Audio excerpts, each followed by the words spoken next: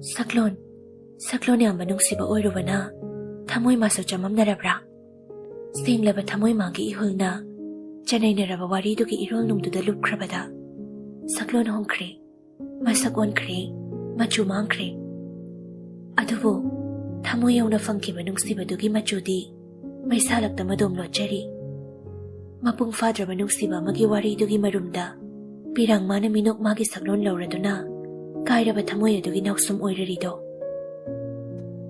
nungsiba hairuba thamoi magi maralni hairasira karigino nungsiba hairuriba kainaba soifam thoktabra achakpa mairi mabu lamge khallabadi maisa khangba sungam batabani ngamdragana pangdabani hairasira madi pangdabani maisa fangani khangna thangjinkiba khongthang adubu ngasidi maisa kiduna cheli mani nangdi pangdabani mitambalni migi thamoibu wahanba mitambal numit chupaduma phone off toksilaga thamki somda lingjel henthoibagi number duda dial hanjin tawbani off adum leirami masadu kharang khoisaunai pukning masu irang langi yauriba class to khoisan khidre last period to ngaibada awaba moiki bel hekta baga lingjel ta beg to paraga thoki kaino kaidano ngai khone tharo parking da leiramge kainomni ne masinu pise ngang dana mona su thorai lingjel parking yauri nakal da horiba u adom da changsinduna phone da lauthokdaga call tawri ichan tabro aini che lingjel ni che kaino yam thajadana kai hage dain thoni gi number laibro kai lege che kainom ta hange tawbone oi che ai tharake nangari koi chan dain thoine nangse itatana solabaso nongmada wari sanadramina khangnadre tawrise khangde da je wai hayai de wai yana yamna de haininge kaidarage jeta da ga wari sanadraba ngarang dagi phone off laye adugine dain thoni number piyo haise khangde dai chan dain thoina khalise kaino aingonda so warawa male adubu phana oiduna so ai wakhal de hongki dabra khale jeno yani gi mari se ai sai pham khangdebo ibung oirasu ai magi wakhal se khangdi aina jangsilaga sitaw kholon haiba yaba matang su oide lingjel mong hadana nokfe tawradana hairei nang su wari se tare ko pumna makki haurak famdi aikhoi mem chana oisidi kamai khangoi duno che lingjel makhol kitang thokna nokchai mamas boy oibasida khangdrene aisu idea mai zabane khoida da se magi to phone thokpada dawana imani magi thokpa lakjani na adum haizabane tabide imama thainu ngai kiroina tawri ni chan hensana tumina lei lingjel gi wahaido asawbagi wahaira natragana nungai tabagi wahaira haiba chamamna ba fauki lingjel na makha tarei nangai lege yam langwa male ai hospital da lei je kana kai da boyoge Ima masangam da na laibane che gallbladder da nung laiba adugi hayang operation tawrani asumna wari watai ngai hak sanaraba matung phone thamkre onthorakpada nakal da mona leptuna leirami dain thoibagi machanu pidro mama da nai hai adugi hospital da lei sikiro haibro hai kaino ne masibo hai dine mana pharamadi wari se siyong ramoi dawne as yare ba mona nangna marol ama chabeng ngang bane ko kyam ngawi ko ai kari mo hainai no khangde wakhal ga se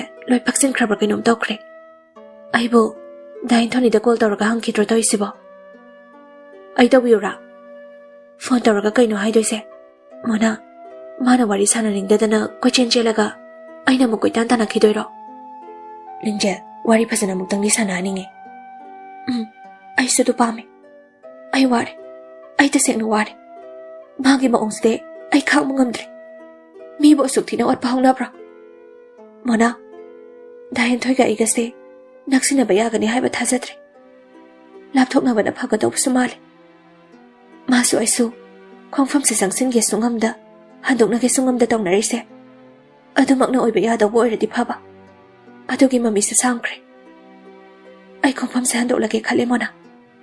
Aina maram oiraga magi wakhal khanba ngamhandaba oiragadi ahongbudo ai oirage mona. Mona lingjel da yam nungsina yengzari pirang thangna nokmi marau leina nganglakliba wahaising adu masak thokpadawna dawki. Makhoisu pirang sintharaboi ningui. Lingjel gi khanbada mona ma oina tawfam khangkide. Lingjel ne Henthoibabu kayagi matik nungsijaba. Magi da makayang wazaba ma loina khangi. Aduk chetpa marido ngasidi tatlani ko khalubada mona mapi adusu tapna tarakle. Nangna daina tawradi ai kai oyo haibana mona. Ngasidi nang aingonda chairoidro. Aingonda chairo. Nang somtharakano. Si hairaga Lingjel angang machagum hik kapthorai. Mona su changsinduna Lingjel bu konboi ngakpoi tawraduna thembiri. Lingjel yarase kapano. Nangna lauriba decision do nakhoi ani makiyai phanabane khallo. Aduna su farani. Mingman tada kai chanai naraga sum laibado phati. Nakhai sengna lainabana phaise. Yam pharabane maromda. Lingjel mapido satchat tai thokladuna khumlai. Mona hayengdo hospital chalose. Mama narido haifet hanguse. Nang yadabana pidoi manakta chatlaga kaidawdoino. Masakto uragane apai papona thomningak tongma leidi. Anaya haibasidi tamba ngamdabane. Pause khangabanina haifet yawrubana phagadra khale. Chataba yamag yadrabo Lingjel. Aroibo oirage. Maga mari leinaba thabak haibado masina aroibo oirage mona. Ai dain thoni desu call tawni. Wari sananaba honarage. Aduga hayengi simaga chatlaga ai magi wari siloisilage khale. Adubu mana kari khalibano haibadu batangdi khangdokhini. Adugi matungina ai decision lawgani. Nang yaningdrasu asi matangi mating pangbiyu mona. Lingjel na haimanbadagi mona su yare. Anidu yum halase haiduna gari khami badonda thorakpani. Tan chanana wangam superprap hek lai. Class lorabo. Hoida wangam. Wangam gari du inthokladuna hairei. Nahan paper ama hangbado dadines kita thanamabane. Aina harakpane hairo aduga dum lawroko. Hoida. Lingjel na ngasi tumina leibaduda wangam haifet yengakpani. Mamit mana ingangang na leirambadu ubada gari no haifet khalli. Maramdi hangudre. Gari do start tawi aduga ai halamage ko dode. Hoida wangam. Wangam magi Google do loktho aduna hairei. Mona se Lingjel se minabra. Nungsit phurade henjelani si upselo hayo. Mona so hoi mai haidana adumak lawhawi. Wangam su satkre. Nupi ani dusu chananaba sem sakre. Numidang pung 10 muktarakpagi duwaidani. Lingjel Henthoibagi number da changduna dal tawi. Call waiting lay. Marirak mangarak tawrabadu fawba waiting adum changhanbaduda sawningura male. Anthony giduda amuk dal tawsili. Hello? Da Anthony, aini Lingjel ne. Haima, kaino yam thajadana tawraisibo. Hensanadagi lawbani number se. Hoi hoi, kayage sumtarok bro natraga wari lay bro. Kaisu thoidokpa laibabadi nateda. Da Anthony phone paidabaduda sum. Oh, ai haige adum payo ko. Henthoiba, Lingjel call pairiye. Ai somda wari ruba masari loraga tawrake haibiyo. Tabra Lingjel, asomda wari masari hai asi loraga tawrage. Hoida Anthony, aduri thamage. Anthony na haibadu memcha haifet tawraduna hangai. Kanano hausi call tawre haido. Imanabine. Asuk thenga kansida kari hariba. Khangde. Wakhal muna khaluko nang lai so hairaba mini. Nasagi wakhal khanba ngamjarabani. Imana wayam haibagi mathau su tadabra khale. Aina lawkhriba phirepsisu nangi wadugi matung inane haibase kawganu ko ibungo. Phajana potharo ima. Ai heng call tarake. Icha laitro. Pahelake. Ichanse. Dada. Imado phajana pothalo. Masado henjeladi harauko. Hoi. Adorada ngasai chi Lingjel do phone tawrame. Da Anthony gi number lawkhibane. Khange. Wari sanarabo. Hojik sage. Chegi khalaga su nungai tengo. Ngasai wari kuina sanaye ibani do. Khangde da tawrise. Ayoina matha sabi noini gi khanbada thamo yare nang su tumna bada ho operation tawradi ahing senadadi yaroi aduna hauji tumna bada ro si hairaga phone do fat kak thali aduga thangna baka da leiribe Anthony gi manak ta changai ai mathak da leiruge henthoi ba mathaki terrace ta ka khalai lingjel gi number do dial tawi Kethoi tai yumgo bari saru bane Imado hayang operation tawrani khangi pat pat kakla duna nganglakli ba wahi du tabada henthoi ba kari haisige khali asidi wa khara ningi dada kaiwano hayo aina maramoiraga namoda yam nungai handrabra wahangdo aina hanga dawbane nate aina hang dawbane Kethoi ngasidi aiso namoda wa khara haige khali aina khali base wa gadara da henthoi ibani maki khalagane harise sina su pharoidrane ai ba tapna tapna intharak paduna ngasidi nanak tagi lakna lehaninge ko dada lakna lehaninge ai ginak ta naksina ba hanara ano ichanda su call tawgano Anthony da store kano oibe aroi da mamari se ai losin ba pame Kethoi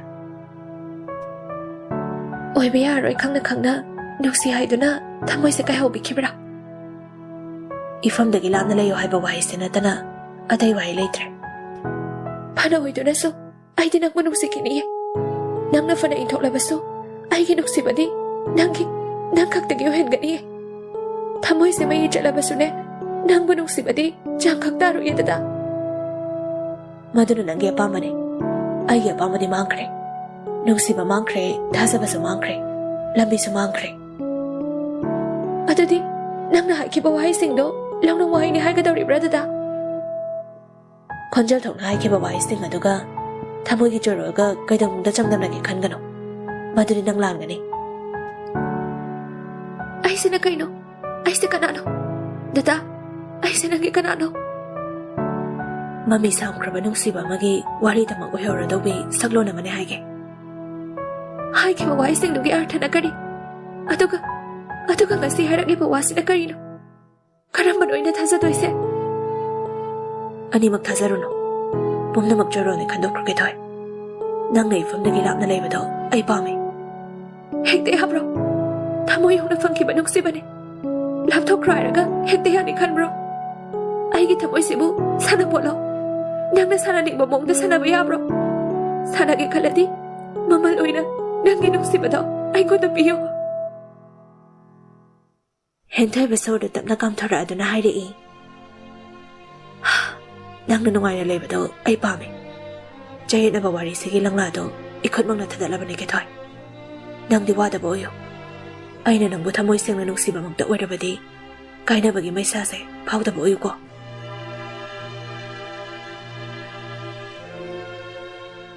damna sumna hongla kani khanglam labadi nuksi base ulam loida bane ngasidi nang suningam da ba phawre ko ngasigi mi kupse dasengna pamu ba phawi lakani hai basu nong muta khalode ai ngonda ngasi phawre base punchi chapagi lengdana leurani masigi dabak nangbu thagachari Kethoi bangrabegi tauda ikai ba pibagi mahut thina cheramo maduna punchi simagi na phamda nungsi ba sarubagi iral de khanjarage nang thengna rambada ngasigi nungaraba kongam la roida ba mikupse kari no khangan bane ai kari hayo hai bano da Thoi adubu Kethoi phawkhriba nungsi base simade kanana su mahut sin bangam la roi hai basi matang di khangbiu ko mayak mangla ba igi nungsi bagi lamai se nang khak tagi oi khibane thamoi se ningai tawrak la baso ngasi dagi di thembina ba la roi ko da Thoi phare pungsi su thenge pathana ba tawro thamage phone thamkhre henthai ba masa du sontha ba dawna tawki thawna pumba khomjilaga haikhriba wai singdugi paukhum oina laimai da git pham thaki kapsu kapte mana haikhriba du karino hauzik phawba gyan tadri testing nama lingjel ga kaina ba haiba du oirabra ꯅꯨꯡꯁꯤꯅ ꯀꯥꯏꯅꯕ ꯍꯥꯏꯕꯗꯣ ꯑꯁꯨꯝ ꯇꯧꯕ꯭ꯔꯥ? ꯑꯁꯨꯛ ꯋꯥꯕ, ꯀꯞꯊꯣꯛꯄꯁꯨ ꯉꯝꯗ, ꯍꯔꯥꯎꯕꯁꯨ ꯉꯝꯗ, ꯀꯗꯣꯝꯗꯅꯣ ꯃꯥꯒꯤ ꯋꯥꯈꯜ? ꯆꯅꯩꯅꯔꯕ ꯋꯥꯔꯤꯗꯨꯒꯤ ꯋꯥꯔꯣꯏꯁꯤꯟ ꯄꯨꯔꯛꯂꯦ ꯍꯥꯏꯕꯒꯤ ꯅꯨꯡꯉꯥꯏꯕꯗꯨ ꯀꯗꯥꯏꯅꯣ? ꯅꯣꯛꯀꯦ ꯍꯥꯏꯔꯕꯁꯨ ꯊꯃꯣꯏ ꯃꯥꯗꯤ ꯃꯆꯦꯠ ꯀꯌꯥ ꯊꯣꯛꯅ ꯀꯥꯏꯔꯤ꯫ ꯃꯩ ꯆꯠꯂꯕ ꯊꯃꯣꯏ ꯃꯥꯒꯤ ꯇꯦꯡꯊꯥꯈꯣꯜꯅꯤ ꯍꯥꯏꯒꯦ ꯍꯥꯏꯔꯕꯁꯨ ꯄꯤꯔꯥꯡ ꯃꯥꯁꯨ ꯆꯩꯅꯥ ꯍꯦꯟꯅ ꯍꯥꯞꯅꯤ ꯈꯟꯕꯅꯔ ꯀꯔꯤꯅꯣ ꯂꯣꯠꯈꯤꯔꯝꯃꯤ꯫ ꯍꯧꯈ꯭ꯔꯕ ꯊꯧꯗꯣꯛ ꯀꯌꯥꯗꯨ ꯉꯁꯤꯗꯤ ꯃꯌꯦꯛ ꯂꯥꯅ ꯃꯤꯠꯃꯥꯡꯗ ꯑꯃꯃꯝꯇ ꯑꯣꯏꯅ ꯆꯣꯡꯊꯣꯔꯛꯂꯤ꯫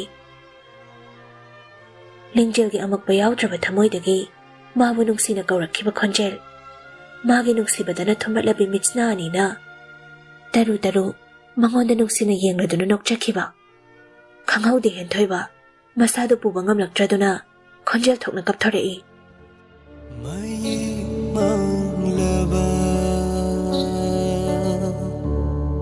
ꯅꯨꯡꯁꯤꯕꯒꯤ ꯂꯃꯥꯏꯁꯦ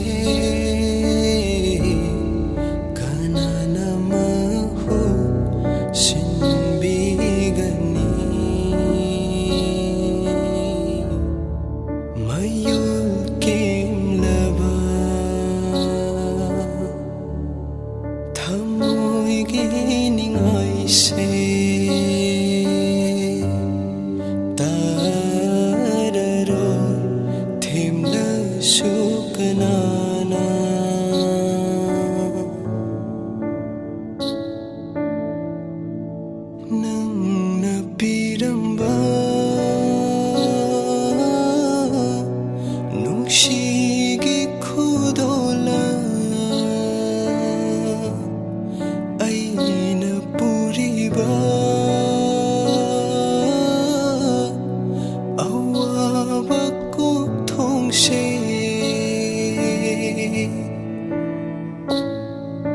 ꯂꯤꯡꯖꯦꯜꯗꯤ ꯀꯝꯗꯧꯔꯤ? ꯑꯍꯣꯡꯕ ꯑꯗꯨ ꯃꯥꯅ ꯑꯣꯏꯍꯟꯅꯤꯡꯈꯤ꯫ ꯍꯦꯟꯊꯣꯏꯕꯒꯤ ꯋꯥꯈꯜꯗꯨ ꯃꯅꯤꯡ ꯇꯝꯍꯟꯅꯤꯡꯕ ꯐꯥꯎꯈꯤꯕꯅꯤ꯫ ꯃꯥꯒꯤ ꯋꯥꯍꯧꯒꯤꯗꯃꯛ ꯂꯩꯇꯣꯟ ꯐꯥꯖꯤꯟꯈ꯭ꯔꯕ ꯎꯆꯦꯛꯇꯨ ꯃꯔꯣꯜ ꯊꯣꯛꯍꯟꯒꯦ ꯈꯟꯅ ꯊꯥꯡꯈꯤꯕ ꯈꯣꯡꯊꯥꯡꯗꯨ ꯉꯁꯤꯗꯤ ꯑꯋꯥꯕ ꯑꯣꯏꯔꯔꯦ꯫ ꯇꯁꯦꯡꯅ ꯑꯍꯣꯡꯕꯗꯨ ꯑꯣꯏꯔꯕ ꯃꯤꯀꯨꯞꯁꯤꯗꯗꯤ ꯋꯥꯈꯜ ꯃꯥꯁꯨ ꯐꯛꯆꯤꯟꯈ꯭ꯔꯦ꯫ ꯑꯐ ꯐꯠꯇ ꯀꯔꯤꯅꯣ ꯈꯪꯗꯕꯗꯧꯅ ꯇꯧꯈꯤ꯫ ꯄꯣꯠꯂꯨꯝꯗꯨ ꯍꯦꯟꯃꯜꯂꯕ꯭ꯔꯥ? ꯀꯣꯛꯊꯣꯡ ꯐꯥꯔꯦ ꯍꯥꯏꯔꯁꯤꯔꯥ? ꯑꯋꯥꯕꯗꯨ ꯀꯅꯥꯗ ꯇꯦꯡꯊꯥꯍꯟꯒꯅꯤ? ꯃꯣꯅꯥꯅ ꯉꯝꯗꯧꯔꯤꯕ꯭ꯔꯥ? ꯅꯠꯇ꯭ꯔꯒꯅ ꯀꯣꯛꯊꯣꯡꯗꯨ ꯑꯣꯛꯄ ꯍꯩꯔꯔꯣꯏ ꯈꯟꯕꯅꯔꯥ? ꯂꯤꯡꯖꯦꯜ ꯋꯥꯉꯝꯒꯤ ꯅꯝꯕꯔꯗꯨꯗ ꯆꯪꯗꯨꯅ ꯀꯣꯜ ꯇꯧꯔꯤ꯫ ꯋꯥꯉꯝ ꯃꯥꯒꯤ ꯊꯦꯁꯤꯁ ꯏꯔꯝꯕꯅꯤ꯫ ꯄꯨꯡ 11 ꯇꯥꯔꯀꯥꯟꯗ ꯀꯣꯜ ꯇꯧꯔꯛꯂꯤꯕꯗꯨ ꯀꯅꯥꯅꯣ ꯈꯟꯅ ꯐꯣꯟꯗꯨ ꯌꯦꯡꯉꯨꯕꯅꯤ꯫ ꯂꯤꯡꯖꯦꯜ ꯑꯣꯏꯔꯝꯕꯗꯨꯗ ꯍꯥꯏꯐꯦꯠꯇꯤ ꯉꯛꯆꯥꯅꯩ꯫ ꯑꯃꯨꯛꯁꯨ ꯉꯁꯥꯏ ꯃꯥꯅ ꯀꯞꯂꯤꯕꯗꯨ ꯀꯔꯤꯒꯤ ꯑꯣꯏꯔꯝꯒꯅꯤ ꯈꯜꯂꯤ꯫ ꯑꯃꯕꯨ ꯑꯣꯏꯔꯣ ꯐꯣꯟꯗꯨ ꯄꯥꯏꯈꯠꯂꯒꯦ ꯈꯟꯅ ꯔꯤꯁꯤꯞ ꯇꯧꯏ꯫ ꯍꯜꯂꯣ? ꯋꯥꯍꯩ ꯑꯃꯐꯥꯎ ꯍꯥꯏꯗꯅ ꯂꯤꯡꯖꯦꯜ ꯋꯥꯉꯝꯕꯨ ꯀꯧꯔꯗꯨꯅ ꯃꯈꯣꯜ ꯊꯣꯛꯅ ꯀꯞꯊꯣꯔꯛꯏ꯫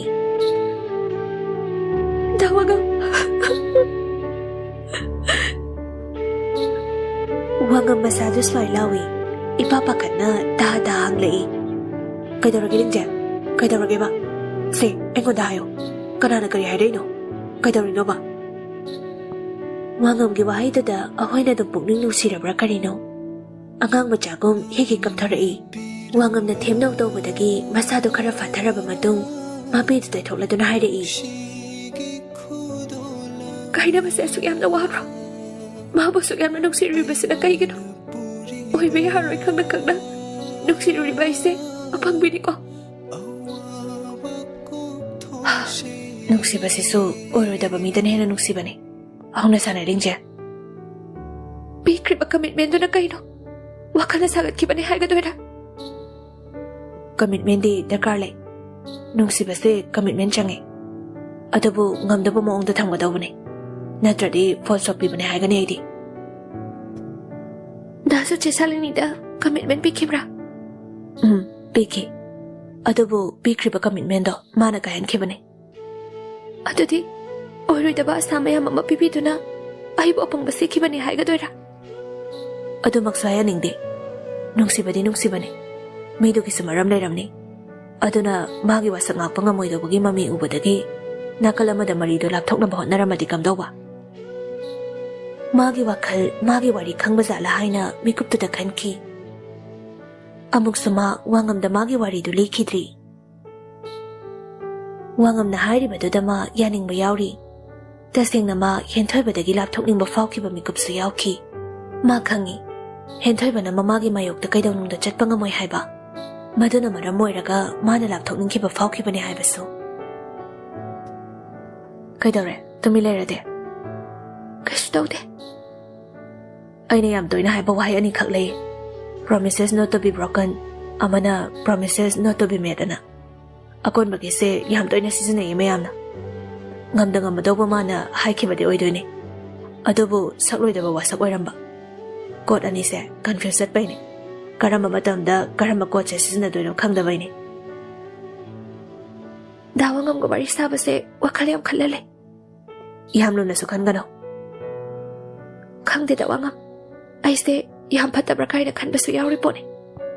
Wari do kaino. Nungai tabadudi phumzilaga thamgano. Letho. Adum kanda nasado yangadoine. Liru raka kari bukana doino da. Hoi, amuk halaga chatpadi yaroi. Adubu wakhali maning tamba helakani. Lambi urakani. Angonda nungai de harasu. Kanano nangna thazaba mi amada tamtho lingjel. Lingjel gi khwaidagi naknaba mi Simonani. Adugi mathang wangam ni haiba yai. Ten kraba tha ani ahum maduda laikiba connection se angakpani. Adumakna Kethoibana waraukiba oibasani. Ahing chupado malingjel wari liri. Wangam susuk thaba naidana dari. Suggestion chupi amuk su themjinbiri. Nongan kiba khanghaude. Nongan dawre. Pungya tarage. Marita tauba minataru wali.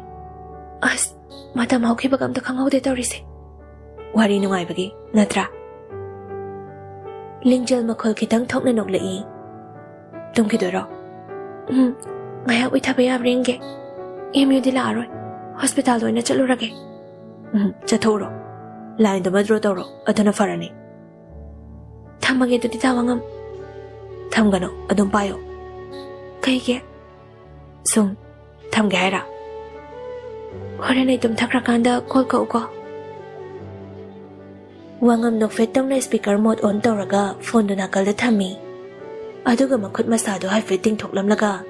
Mana nga sa iramba paper do makha ithakre.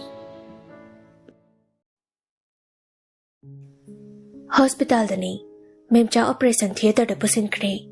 Kethoibaga hen sanaga wari sanari. Kaishtoroi pakhat kanu se. Horene loibaga pau hairo. Baba de. Pahalake. Baba dadane. Thoiba. Angang do pakhalido phajana lemina wo baba. Hoi hoi kaishtoroi da. Nangdi college atro. Chatrenga sidi. Ko khara khara chikpa adu lebage na dawa. Ho nahan ganu. Hidalang tha kari kari no yengaga chaselo. Isa to mi da haibada nang hadak thorakani na hai karam kan tarage. Mathang thada exam loraga. Phare phare. Yengo ticket ka akanda marol da hairo he. Hoi thamage dudi ima thorakpaga paw hairo. Phone thamkre. Icha tombi kanano phone lakpa mali ne makhol chu thokte tawrise. Hen sana phone do lawduna yengi. Che Kai lege. Female ward ki operation theater mamangda. Oh, imadi pusin kraba. Hoi che, adu kai hage. Ai laki, imagi su, nangi su, acha tha khara purak pani, piram ke tawbani. As, kai dawla rei no che. Ward lom doina la oche, ai thorake. Phone tham kraba matung hen sana mapa da on silai. Baba, dadagi mama nabila ai haye. I am the thoki ge. Hen sana ga lingjel ga thengnare. Ichan, I koi su thoge. Imada ila ame hainu ko. Na koi da dada su haigano. Hen sana lingjel da nungsina yeng la do na haire I. Aina mating pang mangambo iramadi kayam nungai ni. Lingjel midlu ani do ihaura I. Adubu jinbal da nok fet daw na khumla I. Sisupun sigi mathela mani khalage. Lambi da thengnar su kong na si ko. Ai koi thokrage. Mona chalase. Nupi ani da thora I. Gari manak he kyo baga lingjel sordo chaning tana hondora I. Lingjel nangse ngamdi ngami ko. Matang na ni. Thau na pumba khomjila gani la ise. Yaraba wai sanga ba hojik dia. Loire. Mana chingna balai tu ki wang mada ai lep na do bani. Mayon so hong ani. Ano ba yam oira ke ngasidagi. Si hairaga tarakliba mapidu taitroksei. Ngasi lebliba khongphamdo hongdabo oiro ko lingjel. Nangina tawdo yengba ngamde. Anauba nangdo sagatpada aisu yauge. Paktabi, mina phone tawraga su paidaba nangna wai haisini. Ahingdabu kanana phone painage. Ngaikone, kanano nang ahing chupa ma waiting laidubo. Mini. Dain thoibaro. Mage sainane bhab tadabi amamuk tawrakpase khoidok se thilisi. Aina nangoda call tawraido kaidobaina haige. Pung ahum adaidasu waiting laibaduda khalinine. Chasilao. Tanjatuda wangamgi call lai. Ngaikoko. Hello, dawangam. Hospital daro. Thorak tawre. Yumda haladu natro. Hoi, halaniye. Horen ay halakpada lake nang get fok thorakera. Kaigino dawangam, kay laige. Notes to ngarang na koidi adam lawdraba male. Oh, kawi. Horen harage ko. Phone thamkraba matung mamaydu lay tharakpada mona yam hawtana yengduna layrami. Bidiyangadi. Karamba channel no duna waiting laybay maram thore. Nangna thoan mane. Phone do paikhat piramadi kaim tawroi dawbane. Taina biro ama kaina basisu aina ne hayo. Mane, nangna ne. Nangna toknaro haimandana ne. Hari hairingjel haibi sono chobi nachindo kainingrana. Haide haigero. Hoida, phare. Dawangam da laibana yam thina phaningo. Full support tawjare ai. Bhapabi koina banate ko. Kuiraroi aina haiba thajawo. Chemistry do yadrabado. Uzarabado. Yam wai hena. Khangdeda. Wakhal gase ai oina nungolabra karino. Lao, chalase. Ngang dana mona gari do start tawkhre.